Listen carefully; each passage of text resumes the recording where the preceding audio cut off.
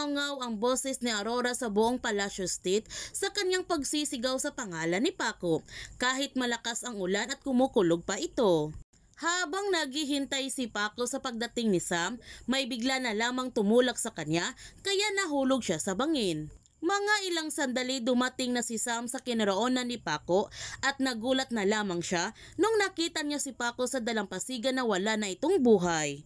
Isinugod nila kaagad sa ospital si Paco pero hindi na nailigtas ang buhay ni Paco at gumuho ang mundo ni Aurora sa pagkamatay na kanyang nag-iisang anak. Kaya pinagbintangan niya si Sam na pinatay niya si Paco dahil siya lamang ang nasa bangin nung gabi na iyon. Idine-deny naman ni Sam kay Aurora na hindi niya kayang patayin si Paco dahil mahal niya ito.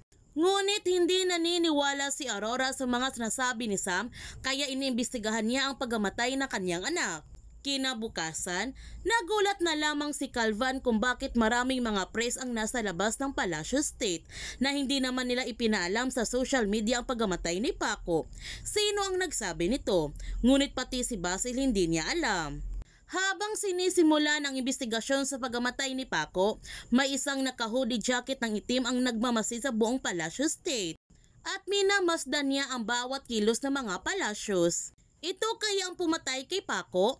Yan ang ating aabangan sa Widow's War. Kung bago ka pa channel ko, don't forget to like, subscribe, and click notification bell para palagi kang updated sa mga videos in-upload ko. Thank you for watching and God bless to everyone!